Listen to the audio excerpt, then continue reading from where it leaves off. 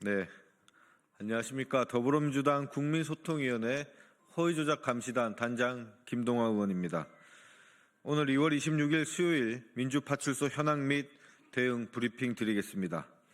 민주파출소 현황은 2월 26일 09시 기준 1,094명이 방문하였고 515건의 제보가 있었습니다. 매체별로는 유튜브 24.08%로 제일 높은 수치를 기록했으며 그 뒤로는 네이버 22.72%, SNS 12.83%, 틱톡 6.02%, 커뮤니티가 5.64%로 제보되었습니다. 주요 제보 내용으로는 오늘은 좀 황당한 내용의 제보가 많았습니다. 민주독립투사에 후회드린 민주당 의원들과 우리법 연구회 헌법재판소 권한대행 등을 총으로 쏴 죽여야 한다는 살해 선동 게시글이 유포되었으며 윤석열 대통령이 탄핵 심판에서 각하된 후 복귀하면 이재명 대표와 민주당 측근들을 모두 죽여야 한다는 극단적인 폭력 선동이 확산되고 있고 이러한 내용이 제보되었습니다. 또한 홍장원 메모가 박선원 의원의 필체라는 근거 없는 주장을 기반으로 박선원 의원을 인신공격하는 비방글이 지속적으로 유포되고 있으며 박지원 의원과 박선원 의원이 형제이며 윤석열 대통령을 제거하고 이재명을 수반으로 남조선 공산당을 창당하기 위해 내란을 주도했다는 황당무계한 주장이 퍼지고 있습니다. 나아가 박선원 의원은 대법원에서도 인정한 간첩이라는 악의적 허위사실까지 유포되며 민주당 인사들에 대한 조직적인 음해가 이루어지고 있습니다. 정말 헛웃음이 나오는 황당한 가짜뉴스가 온라인상에서 유포되고 있는 것에 대해서 안타까움을 표시합니다. 뿐만 아니라 3월 1일 헌법재판소를 때려부수고 이 나라의 사법질서를 다시 세우자는 사법부 테러 선동 게시글이 확산되고 있으며 헌법재판소에 LPG 가스통 배달 차량이 출입한 것과 관련해 어제 브리핑 때 언급했던 헌법재판소가 LPG 자폭을 통해 부정선거 증거를 감추려 한다는 터무니없는 주장이 확산되고 있습니다. 네, 헌법재판소가 LPG 가스통을 자폭을 해서 부정선거 증거를 감추려고 한다고 합니다. 이러한 내용들이 단순히 한두 개의 게시글이 아니라 여러 커뮤니티와 SNS에서 퍼지고 있는 점 말씀드립니다.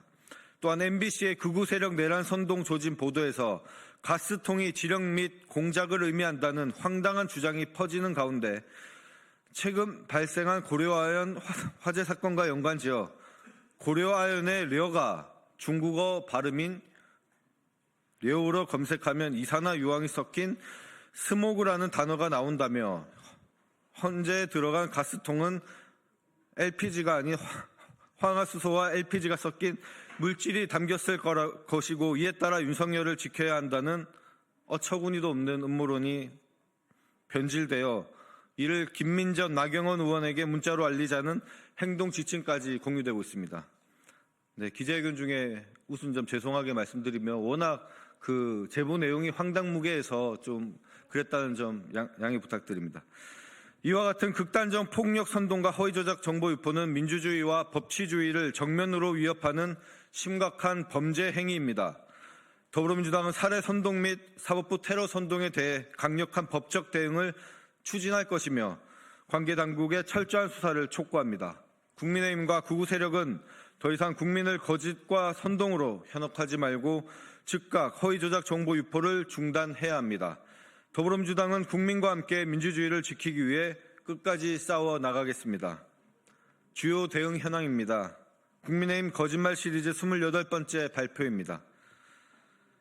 윤석열 대통령은 지난 25일 탄핵 심판 최후 변론에서 시민들이 입구를 막고 있어서 충돌을 피하기 위해 불 꺼진 창문을 찾아 들어간 것이라고 발언했습니다. 그러나 이는 온 국민이 방송으로 생생히 목격한 장면과 다릅니다.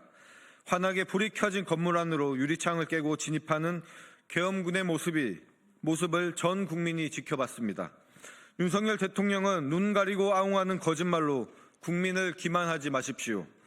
이미 확인된 거짓말로 국민을 호도하지 말고 자신의 잘못을 인정하고 국민 앞에 사죄하시기 바랍니다. 다음으로 국민의힘 거짓말 시리즈 29번째 발표입니다. 한동훈 전 대표는 자신의 저서 국민이 먼저입니다에서 한국에서 가장 위험한 인물이 이재명 대표다.